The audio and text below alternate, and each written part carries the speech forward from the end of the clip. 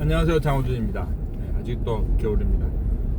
요즘 제가 이제 제 원래 홈페이지가 hojoonchang.com이에요. hojoonchang.com.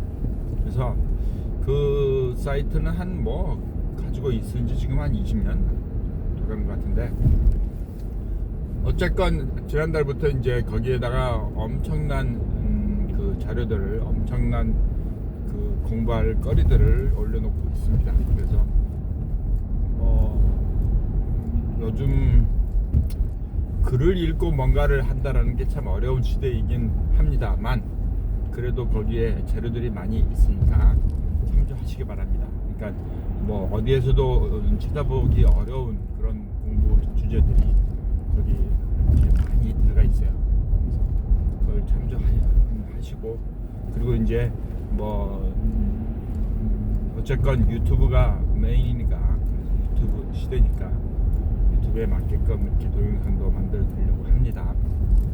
요 며칠 사이 제가 지금 계속 그 글을 올리고 하는 게 뭐가 있냐면은, 우리가 다이나믹 레인지라고 이제 말을 해요. 그래서 장비에 대한 어떤 특성을 말하거나 어떤 이제 게인 스트럭처를 얘기하거나, 그래서 가장 적은 소리, 그러니까 이제 노이즈 플로어라고 말할 수 있는 잡음부터 이제 최고 소리까지의 크기, 그래서 그거를 다이나믹 레인지라고 해서 기기에 얼마만큼 소리를 이제 운영할 수 있는, 소리를 소화할 수 있는 공간의 크기가 얼마나 되느냐, 이거를 이제 그렇게 표시를 합니다. 그래서 아날로그 믹서 가운데 90dB인 것도 있고 100dB 넘어가는 아날로그 믹서나 기기들도 있습니다.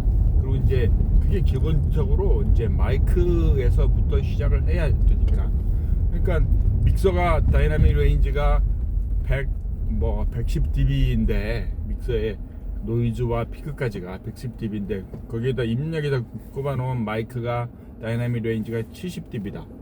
그러면 이미 70dB라는 것이 110dB 다이나믹 레인지 기기에 입력이 된다면은, 그거를 얼마만큼 키워서 쓴다고 해도 그 한계가 있는 거예요. 그러니까 70dB 이상의 다이나믹 레인지, 그러니까 노이즈부터 피크까지를 이렇게 쓰기는 어려울 수 있는 거예요. 그러니까 노이즈는 더해질 테니까, 그렇게 우리가 좀 생각을 해보셔야 된다는 거고.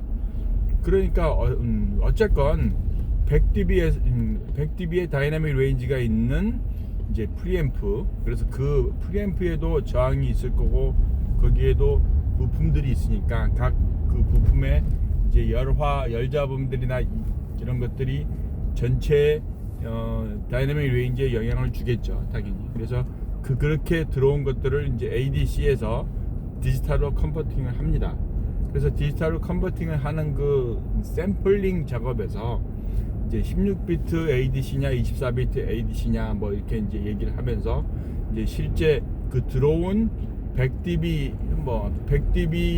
다이나믹 레인지를, 그러니까 100dB이라는 그 크기를 16비트만큼, 2의 16승만큼의 데이터로 쪼갤 수 있는 거.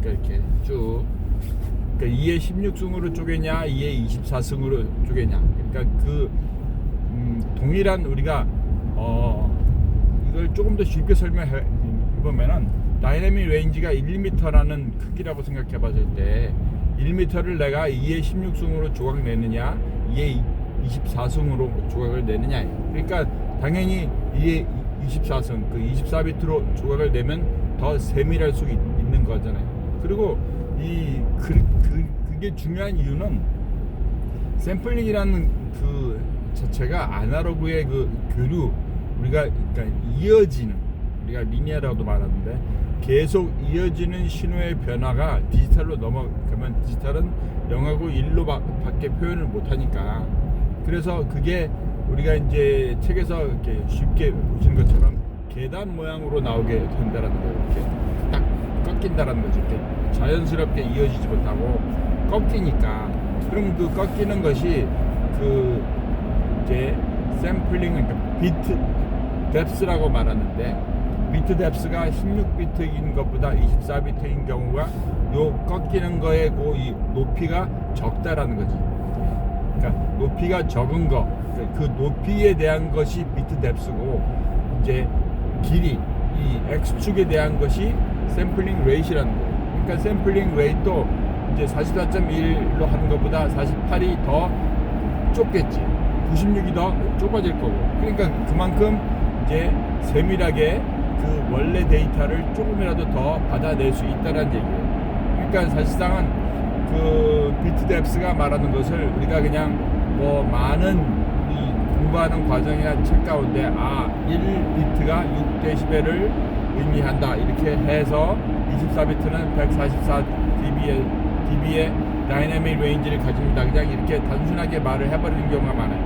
그러면 우리가 다이내믹 레인지라는 것이 그 노이즈에서 피크까지니까 그러면 24비트 오디오니까 그 노이즈 플로어 잡음 레벨이 마이너스 144dBFS구나 이렇게 착각을 해버릴 수가 있다라는 거죠. 근데 거기서 말하는 다이나믹 레인지, 디지털에서의 그 말하는 다이나믹 레인지는 그 프로세싱을 하는 공간이라는 거예요. 그 프로세싱을 하는 공간. 그러니까 다이나믹 레인지가 커야 되는 이유는 당연히 그것들을 처리하는 것들이 그만큼의 공간을 잡아야 된다는 것이죠. 이걸 또 쉽게 설명을 해보면은, 자, 500이라는 값이 있어요. 500. 그러니까 우리가 10진수에, 그러니까 내가 가지고 있는 것이 100단위 뿐인데, 100단위 뿐인 거에서 채널 1번이 500이고, 채널 2번이 600이에요. 채널 2번이 600. 그러면 그 500과 600을 서밍을, 그러니까 우리가 믹스를 할 때 더하니까, 더하려면은 그 더한 값이 1100이잖아요. 500 더하기 600은 1100. 그러면 세 자리 수의 공간을 가지는 그 계산법에서는 불가능한 거지. 이거를. 왜냐면 우리가 믹스는 뒤에 또 나누기를 해야 돼요. 채널 수만큼. 그러니까 거기에 또 알고리즘이 있는데, 그러니까 그래서 실제적으로 서밍된, 더해진 것들에 대한 값이 기본적으로 세 자리에서 다시 나와야 된다고. 그러니까 세 자리를 더해서 그게 네 자리가 필요한 공간을 이미 가져놔야지 그 계산을 한 다음에 그걸 다시 나누기 2를 해서 그게 세 자리의 답으로 나와서 그게 출력이 되게끔. 그래서 500 더하기 600이 1100이니까 네 자리의 공간이 필요한 거고, 그 네 자리의 공간이라는 것이 우리가 디지털 믹서에서 말하는 다이내믹 레인지라는 거라고. 그 세 자리의 공간도 세 자리라는 공간을 잡아 놔야지 그 안에 600이든지 500이든지 숫자를 넣을 수 있으니까.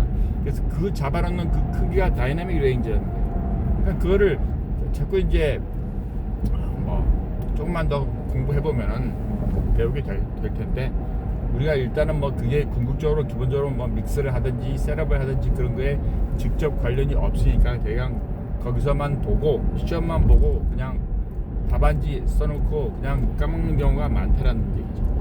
그래서 그러니까 당연히 이제 우리가 그 비트만, 그러니까 다이내믹 레인지가 크다라는 거. 그래서 지금 나오는 많은 믹서들은 내부의 프로세싱을 32비트 플로팅이나 40비트 플로팅을 하는 경우도 많아요. 그러니까 이제 이렇게 부동 소수점이라고 해서 그러면 다이내믹 레인지가 엄청나게 커진다고. 네, 뭐 100단위가 아닌 거고 완전히 엄청나게 커져요.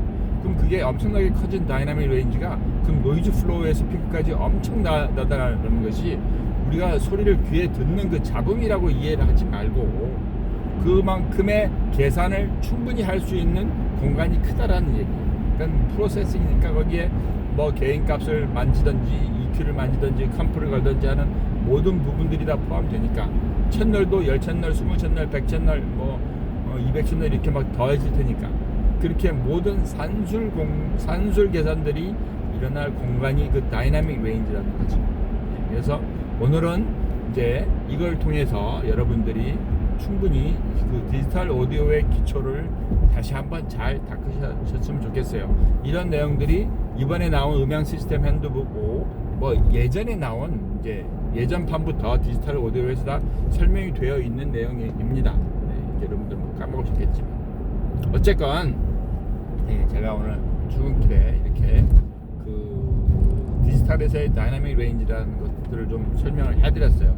샘플링 레이트도 그게 조각을 내는 것이라고만 이해하시면 돼요. 96kHz, 그래서 뭐 무슨 나이퀘스트 정의에 의해서 48kHz, 그러니까 뭐 48kHz까지의 주파수, 그 음색의 그러니까 20km 이상의 음색을 뭐 해서 더 고해상도 초고역대가 잘 들린다 이렇게 설명하면 틀린 거예요. 그냥 96kHz라는 말은 96,000 조각이라는 거. 48kHz라는 말은 48,000 조각이라는 거지. 48kHz까지의 주파수를 가지는 소리 파형을 처리한다는 것이 아니라는 얘기죠.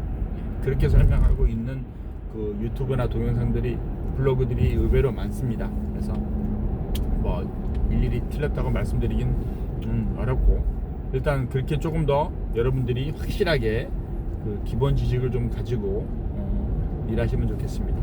감사합니다. 빠이. 구독하시고 좋아요도 누르시기 바랍니다. 감사합니다. 공유도 하시고.